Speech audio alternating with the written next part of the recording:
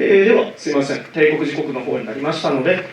ただいまより WW ジャパンセミナー、フル活電大量導入へ向けての挑戦ということで、本セミナーの方を開催させていただきたいと思います。本日の司会の方を務めさせていただきます、WW ジャパン気候変動エネルギーグループの市川と申します。どうぞよろしくお願いいたします。本日のセミナーの方なんですが、お手元にあります資料に、沿って行います。まずはじめにですね、4名のスピーカーの方にご登壇いただいた後、最後にまとめて質疑応答の方に移りたいと思いますので、お願いいたします。それでは早速、お手元の、プログラムの方ですね、1人目のスピーカーの方に、移らせていただきたいと思います。まず1人目のスピーカーですが、今回、フルグのセミナーということでですね、風力発電の導入に関して、我々 WWF ジャパンがどのように考えているのか、グローバルな問題からと合わせてですね、WWF ジャパンのエネルギーシナリオの中での風力の役割というタイトルで、WWF ジャパン気候変動エネルギーグループプロジェクトリーダーの池原よりお話しさせていただきたいと思います。よろしくお願いいたします。WWF ジャパンの池原でございます。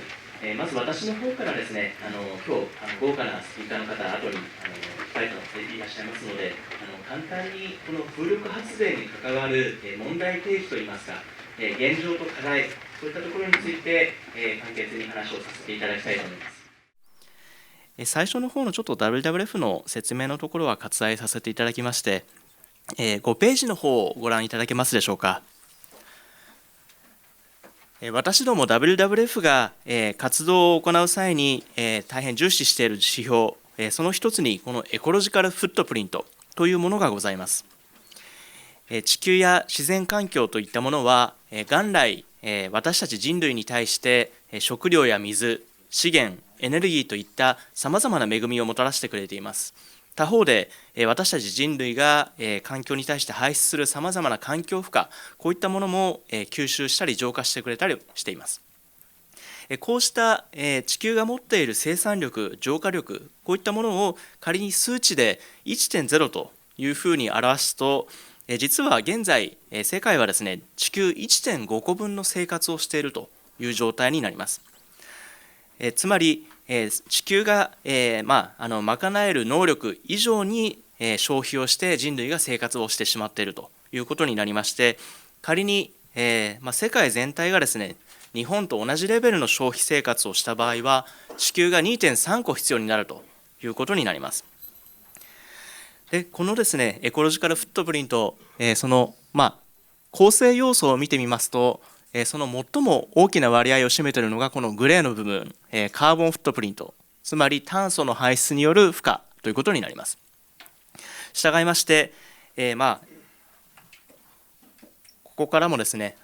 気候変動問題というものが、最も深刻な地球環境問題の一つであるということがわかるかと思います。ですから、こうしたエコロジカルフットプリントを下げていって地球1個分で賄える範囲に抑えていく、また気候変動問題の深刻な悪影響を食い止めていく、そういった上ではやはりこの従来のような炭素を大量に排出するエネルギー社会からなるべく炭素を排出しない社会へと移行していくということが非常に重要になります。その切り札となるのが本日のテーマである再生可能エネルギー、中でも風力発電が非常に重要であるということになります。こちらは世界のエネルギー供給の現状の内訳を示していますが、現在約20% 近くを再生可能エネルギーが占めているということになります。この再生可能エネルギーの設備容量で見ますとこのようになります。2035年にはこの再生可能エネルギーが全世界の設備容量全体の 40% に達するというふうに IEA は予測しています。どちらかというとその化石燃料重視のそちら寄りの考えを持っている IEA ですらこれぐらい再生可能エネルギーは急激に伸びていくだろうというふうに予測しているわけです。また実際新規でその1年間に設置されるようで見ると実はもうすでに再生可能エネルギーが半分以上を占めているという現状があります。で風力発電も皆様ご存知のように年々急速に普及が伸びておりまして2012年末では283ギガワットというふうになっています。こちらは再生可能エネルギーに対する投資、その上位5カ国を表したテーブルになります。でこの上の方のテーブルで見ますと、こちらは2012年の1年間にどれだけ新規で投資を行ったか、そのランクを見ると、こちらがトータルですが、日本は中国や米国、ドイツに次いで4番目にランクしています。でこの大きな要因の一つは、やはりこの12年7月に始まりました固定価格買取制度、この下で太陽光発電が急速に伸びていると、この太陽光でも5位にランクしていることが分かりますように、この影響が非常に大きいということが分かります。他方で風力はというと、残念ながら、フィットの開始以降ですね、昨年の10月時点でどれだけ伸びたのかという、資源エネルギー庁が出している統計を見ますと、7万キロワット程度しか増えていないということで、残念ながらこの世界の中で見ても、新設の量で見ても、あるいは累積の、トータルの容量で見ても、日本のプレゼンスは、全く現れていません。ですが、この私ども WWF はですね、震災後、日本の将来のエネルギーの在り方について、エネルギービジョン、そういったものをシナリオとして提案をさせていただいておりますが、このシナリオの中では、風力、こちらは非常に大きな柱と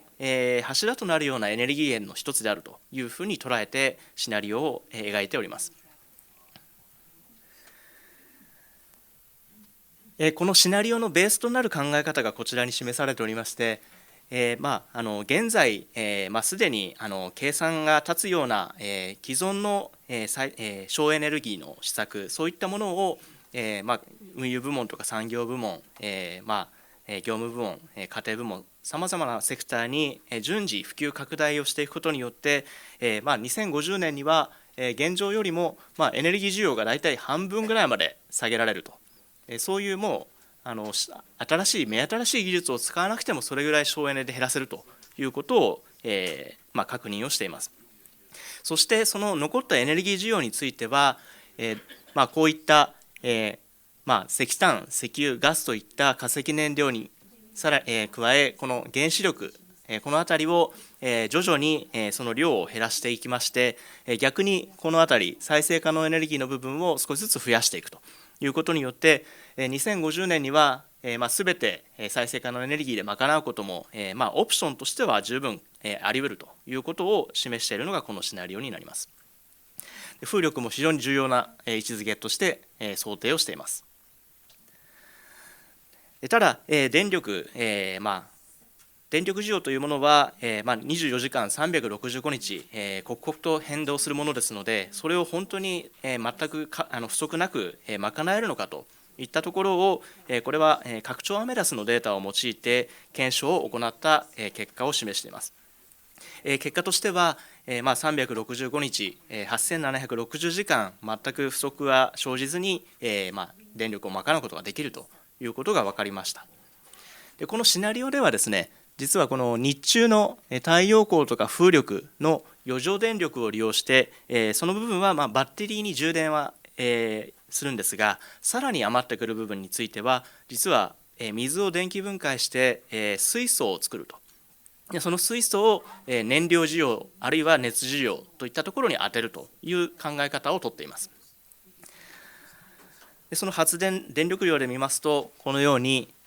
風力、純粋に電力として使う部分の風力、それから水素を作って燃料需要などを満たすために必要な風力、その両方を合わせると全体の再生可能エネルギーのインベントリーの中でだいたい4分の1ぐらいは風力が占めると、これぐらい非常に重要なエネルギー源だというふうに位置づけています。でその風力の設備容量はどうなるかというと、現時点では2.6 ギガとか 2.7 ギガとかまだ非常に少ないんですが、2030年には60ギガぐらい、2050年には110ギガワットぐらいまで伸びるという想定を置いています。ただ、やはり現在のように電力系統が9つのブロックに分かれている状態、これですとやはり自然エネルギーを大幅に増やしていくということは非常に難しいですので、どういうふうに送配電網を増強していけばいいのか、広域運用を前提とはしておりますが、その検討を行ったのがこの第4部の系統編になります。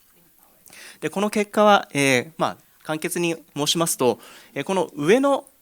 数字、黒い方の数字が現在2013年時点で政府がどれぐらい今後増やしていくのかという設計上の送電容量、そしてこの赤い方、下の方の数字が今回のこのシナリオの検討の結果として、この時点でこれだけやはり地域間で送電できるように増強していかなくちゃいけないというふうに計算をした値になります。例えばこの北海道と東北の間、北本線と言われるここは現在90万キロワットというふうになっているんですけど、それに対して2050年にもし再生可能エネルギー 100% に持っていこうとした場合は720万キロワットまで約40年かけて増強していく必要があるということを示しています。では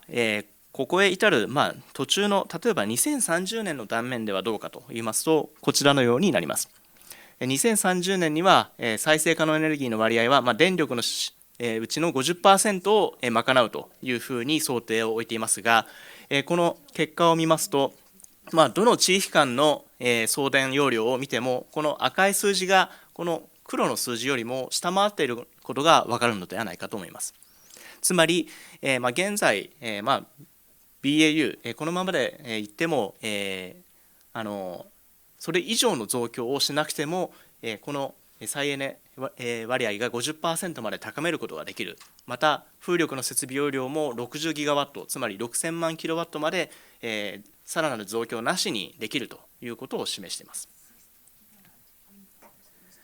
で、コストの方も弾いていますが、年間で平均して、GDP に対して 1.7% 相当の投資をしていくことによってこうした2050年に再生可能エネルギー 100% という社会を実現できるということを確認しています。当然エネルギー期限の CO2 は自然エネルギー 100% になれば排出量がゼロになるということになります。でこうした自然エネルギー 100% という考え方はある意味ちょっと一つ極端な選択肢ではないかという、もちろんそういうお声も聞くんですが、もちろんその通りだと思います。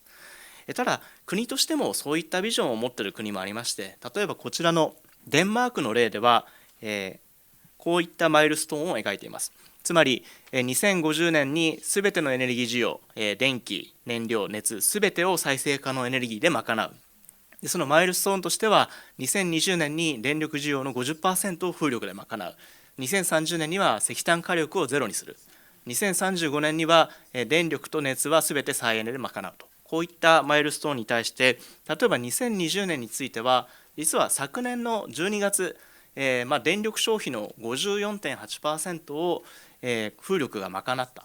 ということで、実は12月という1月1ヶ月だけではありますが、すでにこの2020年の目標を単月では達成するという状況ができています。で最終的には2050年に温室効果ガスこれを 80% から 90% 削減するという目標を掲げています。さてこの風力発電これを日本で大量に導入していく上ではさまざまな課題があります。先ほど申しましたような例えば既存のままの電力システムこれをどういうふうに変えていくのか、それから発電量の変動をどういうふうに調整してどのように管理していくのか、このあたりでは例えば気象予測システムの活用なども非常に重要になってきます。また電力市場の在り方、電力自由化やあるいは電力取引所の活性化、そして気象予測システムの特性を生かしたような電力市場を設計できるかとか、そういったこともあります。また投資を促すような支援制度の在り方、この辺も重要になってきます。またこの地域と風力発電の共生、これが非常に重要な課題であると思います。この部分についてはこの後山本さんの方からですね、風の王国プロジェクトの事例をお話しいただくことになっております。それから何といってもこの国としての導入目標、ここですが先ほどのこのデンマークをはじめとして例えば欧州では各国がその導入目標を数値として掲げているのに対して、日本はといいますと、政府のエネルギー基本計画、こちらは、閣議決定がですね、2月にずれ込んでいるということになっていますが、その内容を見てみると、今後3年程度、この再生可能エネルギーの、導入を最大限加速していくといった、文言は書いてあるんですが、残念ながらその導入目標などの数値、こういったものは、一切書かれていないということで、ちょっと非常に大きな課題だということで、ちょっと私の方からはですね、こういった感じで課題提起をさせていただきて、終わりにしたいと思います。どうもご清聴ありがとうございました。ありがとうございます。池原の方より我々 WWF ジャパンが考える、風力の、導入についてのその課題の方ですね、包括的に説明させていただきました。ありがとうございます。では続いて2人目のスピーカーの方に移らせていただきたいと思います。現在秋田県の方でですね、地域の産業のと、緊密な連携を取りながら、風力発電の導入を、目指していらっしゃる、NPO 法人、環境秋田県民フォーラム参与の山本久弘様より、日本での、大規模風力への取り組みに向けた風の王国プロジェクトの挑戦というようなタイトルでお話しいただきたいと思います。よろしくお願いいたします。はい、山本です。どうぞよろしくお願いします。私の方からは今現在秋田で、取り組まれている風の王国プロジェクトという活動に対して今実際どうなってるんだろうという興味を持たれる方たくさん全国にいらっしゃるようですので、今現在の状況を報告させていただこうと思っています。で、私たちが実はこの風の王国プロジェクトということで立ち上げたのが、正式に準備委員会が立ち上がったのが2008年です。で、それ以来ずっと取り組んできたわけですけれども、まず立ち位置なんですが、私たちは何もその発電事業がやりたくて風の王国プロジェクトという銘打った活動を始めたわけではありません。そういう意味では WWF ジャパンが今池原さんの方からご説明あった通り、私たちの取り組みもまさにその理念に合致したものではないかなと思って今考えているところですけれども、一番大事なところとしては50年後あるいは100年後になるかもしれませんけれども、我々の将来に向けて責任のある選択をしたいというところにあります。大冗談に構えてかなり大きなことを言ってる感じがするんですけれども、まさしく私たちが今やらなきゃいけないのはそういうことだろうということで真面目に取り組んでいるというのが現状です。で、それに向けて当然皆様方よくご存知の通り、地球が46億年の歴史の中で積み上げてきた化石燃料をここわずか100年ぐらいで使い果たしているわけですから、とにかくその持続可能かどうかって考えたら当然皆さん分かるわけで、そういったところで私たちがじゃあ何ができるか、そういったことで取り組んだのが風の王国プロジェクトです。次にこれを説明する前にぜひ皆さんに秋田の歴史かいつまんでお話ししたいと思うんですけれども、ちょっとだけお時間をいただきます。秋田には佐竹藩という、藩がございまして、そこの砂留吟味役という、立場のポジションがあったらしいんですけれども、栗田貞之丞という方がいらっしゃいまして、その方が秋田県では本当に風の影響をもろ受けてました。今でもそうです。ちょうど今のこの季節というのは本当に秋田県の海岸線というのは強い風に悩まされて、県民がみんながやっぱり苦労している、地吹雪に苦労しているというのが現状です。そういったこともあって冬場の強い風、そして春先あるいは秋口の強い風で砂が飛んで田畑を荒らされて、そして町並みが砂に覆われるというような被害をずっと受けてきてました。それを文献によりますと1797年に着手したらしいんですけれども、松を植えて約800メートルの幅の海岸線から800メートルの幅の松林が秋田県の全域を覆ってます。どういうことかというと、秋田では風が強すぎて海岸には人が住めないという状況なんです。で、それを200年前に栗田貞之丞さんがまずとにかく子孫のために何とかしなきゃいけないと言って作ったのがこの松林で、今ご覧いただいているのは遠くに見えるのが秋田市で男鹿半島の上空の方から撮った航空写真ですけれども、このように800メートル幅の松林に覆われて、この中には人は住んでおりません。そういうことを考えていただければ、当然風力発電が持っているネガティブな要素、低周波だとか騒音の問題っていうのは、秋田においてはほぼこのバッファゾーンが解消してくれているというのが現状です。ただ現実にはじゃあ全て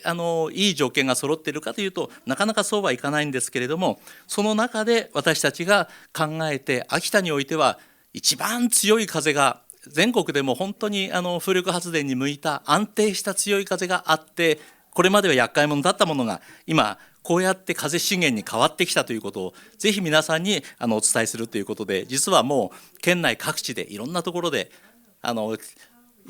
若い人たちの中ではそれこそ中学生、それからもう老人クラブのグループにまでこの話は皆さんにお伝えしているという状況です。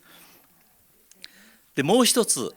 これは実は秋田の事情というか現状なんですが、秋田県では農業県でありますので、専業農家が8700件、兼業も含めますと44,600件の方たちが、人口にすると12万人ぐらいになると思うんですけれども、その方たちが農業に携わって生活を営んでおります。でその平成23年ですけれども、実は出荷したお米の金額というのが1062億円でした。全県の農家の方たちが本当に1年間真面目に取り組んで出荷したおいしいお米、安全なお米を取り組んで作ったその出荷額というのが1062億円ということになってました。しからば、じゃあ風車、我々が今風の王国プロジェクトとして1000基の風車を建てられると、大潟村と海岸線だけでもそれだけの数が建てられると、何も無理やり建てようというのにあって建てられるポテンシャルを持っているということをお伝えしたわけですけれども、ちなみに1000基の風車がもし立ち並びましたら、1基あたり今の現状でいきますと約1億円の電力売電価格になります。ですから1000基の風車が秋田に立ち並んで、それが実際に動き出していったら1000億の出荷額、電力の出荷額がここにあるということです。農業国の農業生産高とほぼ同じぐらいの規模の電力が秋田には眠っているという事実を、ぜひ私は県内の人たちも知っていただきたくてこういう話をしてます。で現実には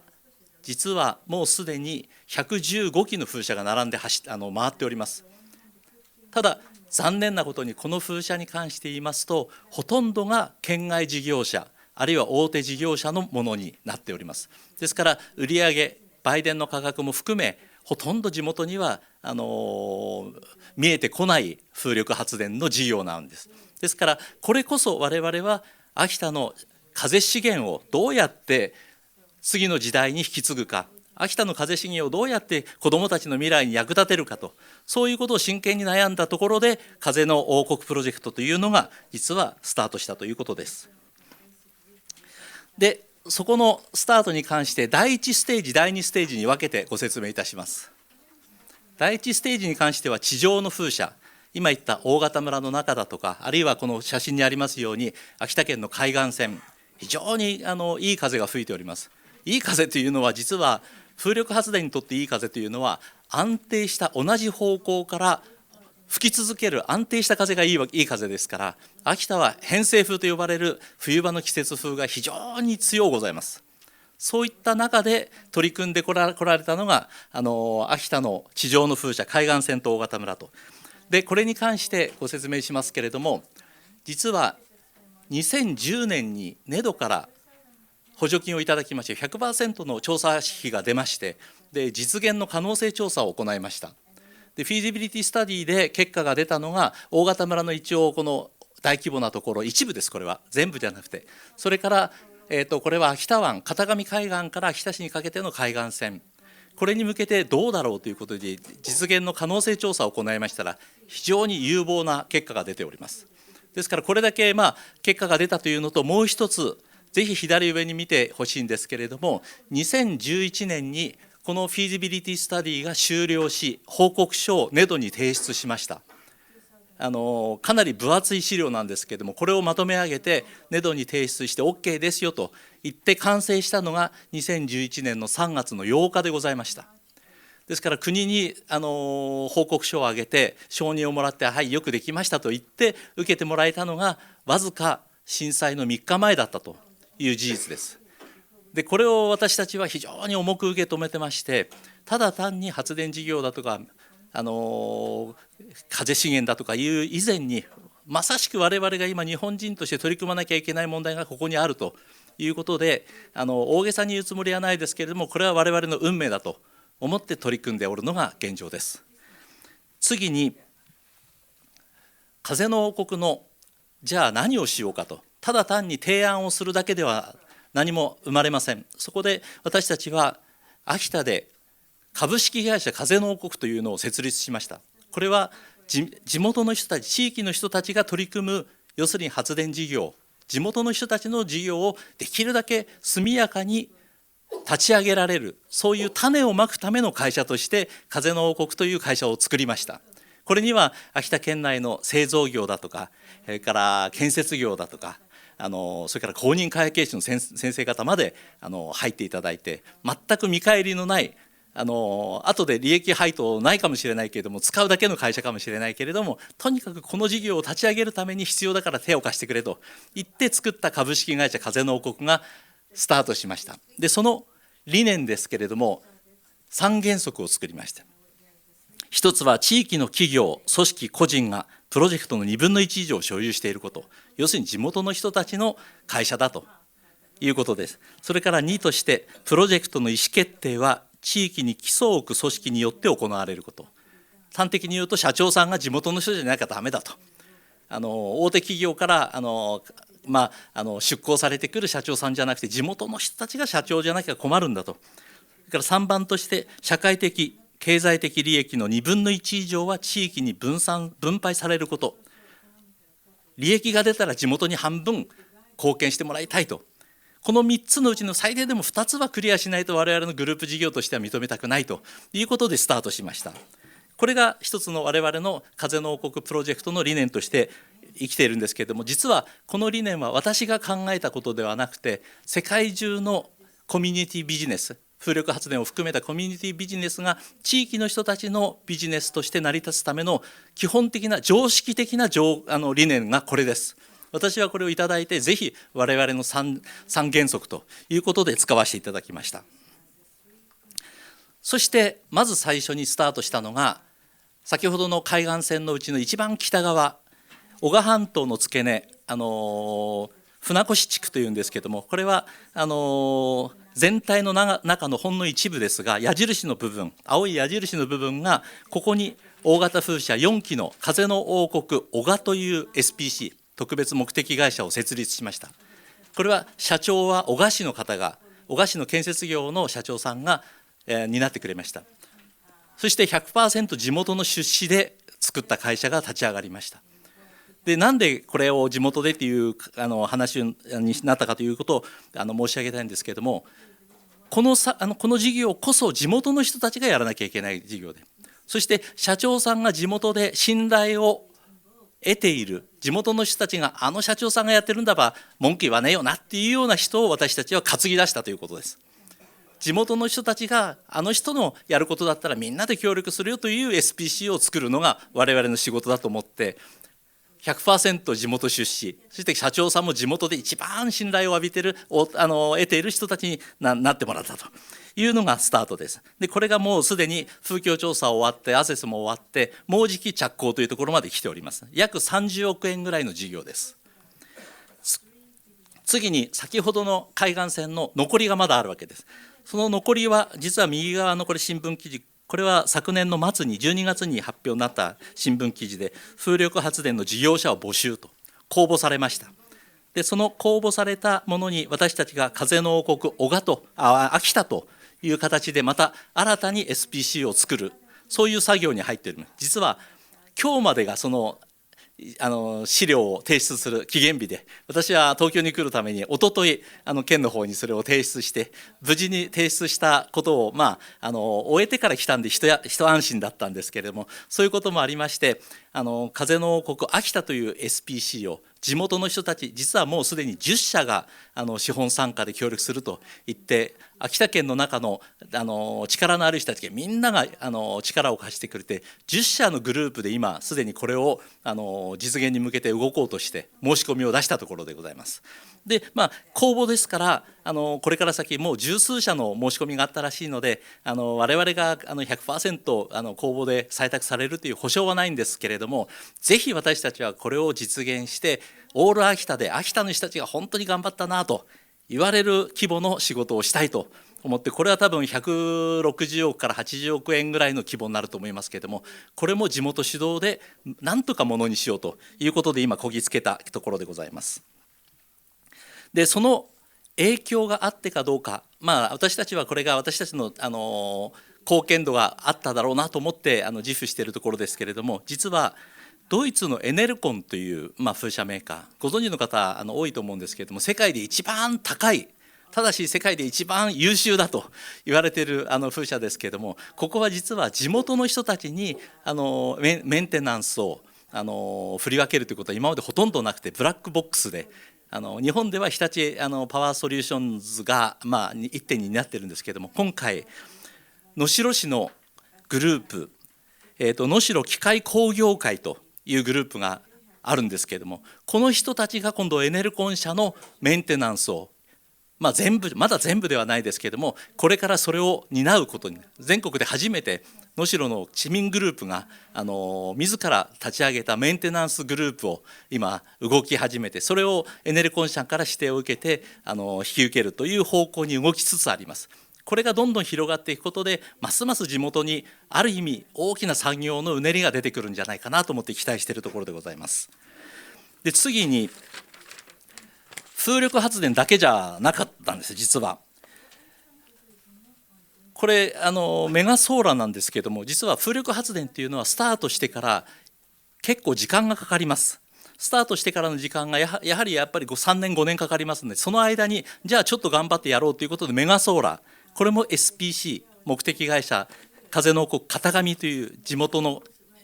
片上市の人たちの SPC が出来上がって、そして今すでに8月にはもう完成しました。実際には2メガワットで6億円弱の事業だったんですけれども、8月にもう完成して、今現在で約20% ぐらい予想を上回った発電量を今頑張っております。そういったこともあって、着実に地域のビジネスとしてみんなの取り組みがスタートしているというところをまず報告しておきます。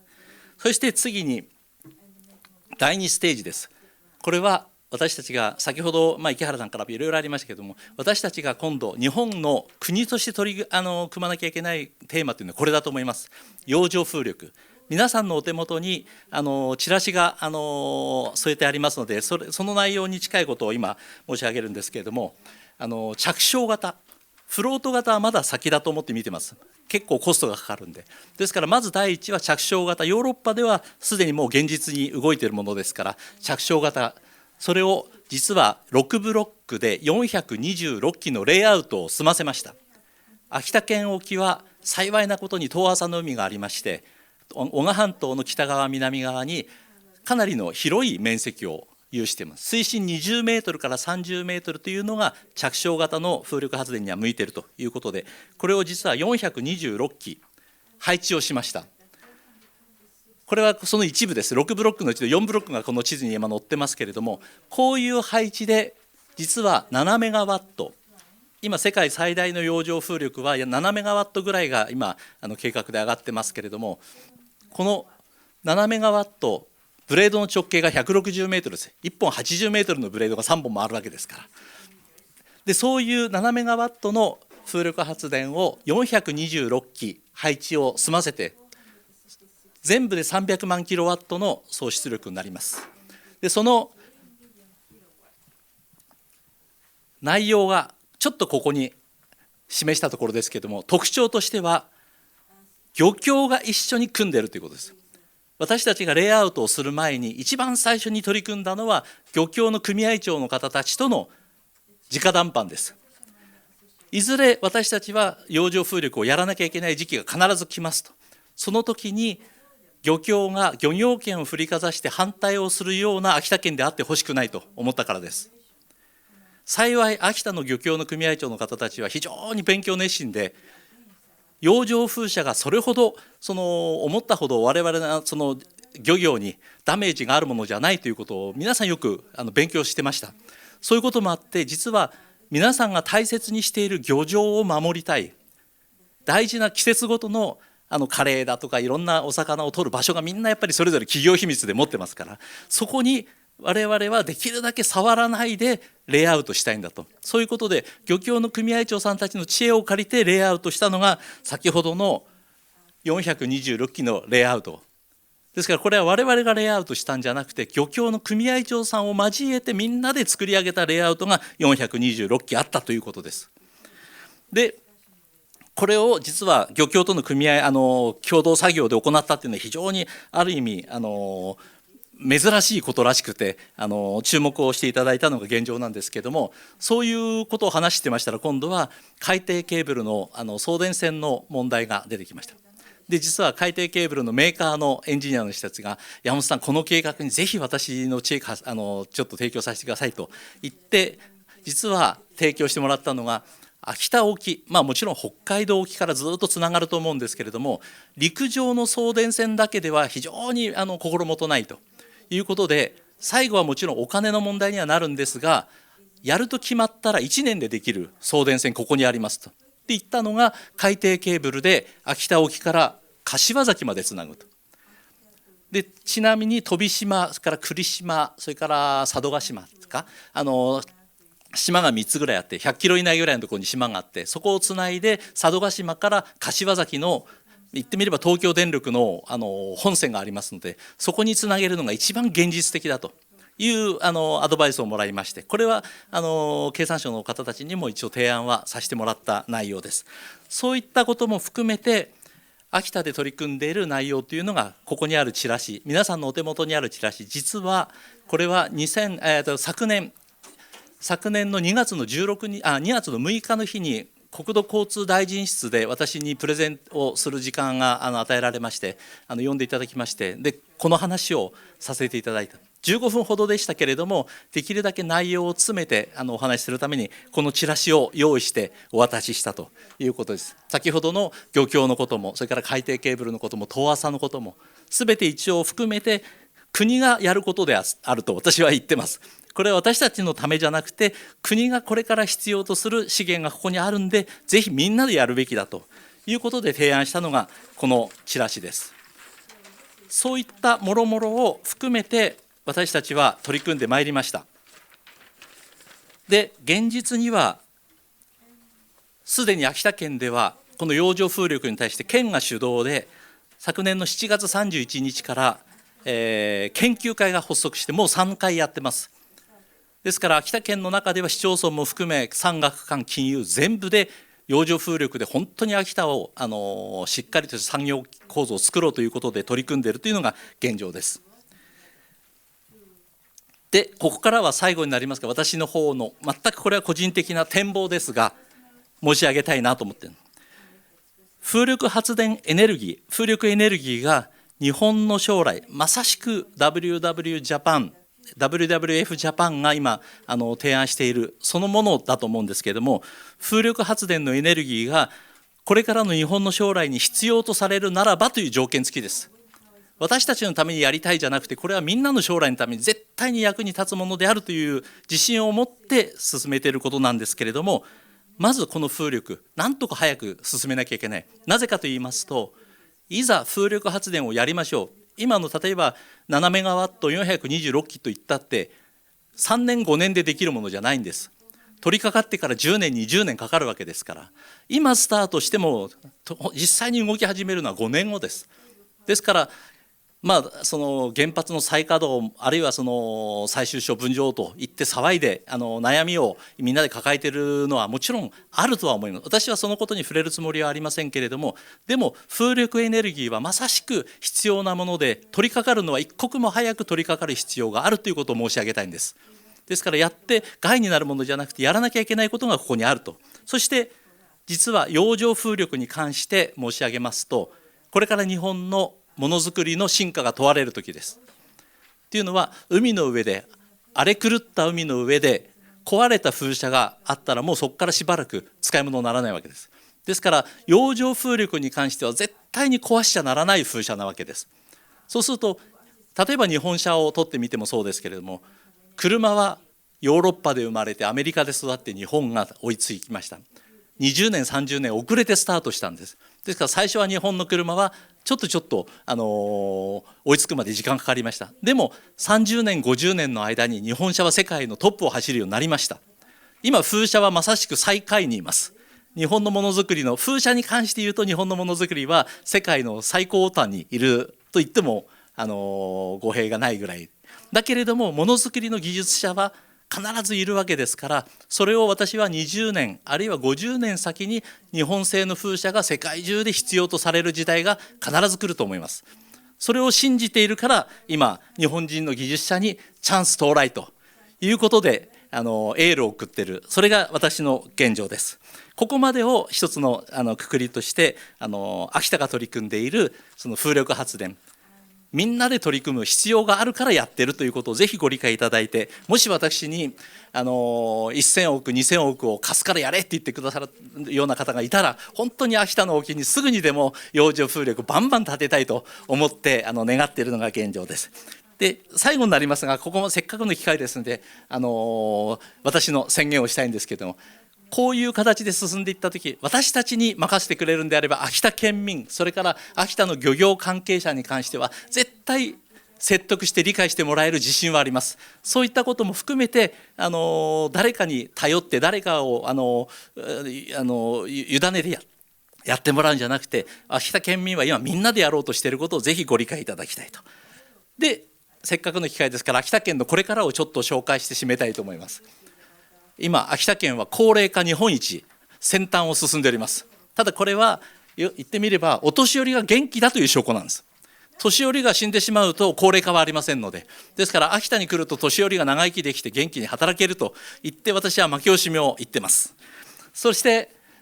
ご存知の通り秋田美人がたくさんおります。秋田に来ると美人になるぞと言って私は宣伝してるんですけれども、秋田美人が増産計画に今入ってまして、どんどん秋田美人を今増やそうという計画です。そして子どもたちが賢い、これは小中学校の学力テストが今もう毎年トップを走ってるという秋田県ですから、今の子どもたちが大きくなって仕事に携わるようになったら、秋田は最高に優秀な人材が準備して待っているという状況です。そしてもちろんこの写真は実は秋田県の国際交流大学の図書館なんですけれども、素晴らしい大学が今あります。全国から注目されている国際教養大も秋田にあります。そういう中で日本酒もうまいし、そして自然エネルギーも供給はもちろん、そして私たちは今ちょっと密かに思っているのが、経済的にはまだトップには及ばないんですけれども、日本一住みたいと言われる秋田県を目指すということを皆さんに申し上げて、私の今日の発表にさせていただきたいと思います。日本一秋田に住んでみたいと言われるような秋田が必ず実現しますので、ぜひご注目いただきたいと思います。ご清聴ありがとうございました。山本さんありがとうございます。ぜひ秋田美人どんどん増産してください。ありがとうございます。今本当に地域の方に目を向けるとですね、まだまだ技術力を眠らせているような企業様の方とかっていうのもいっぱいいらっしゃると思います。あと地域の方をどういうふうに共同でですね活性化していくというお話でしたので、ぜひ他のところも広がっていくといいですね。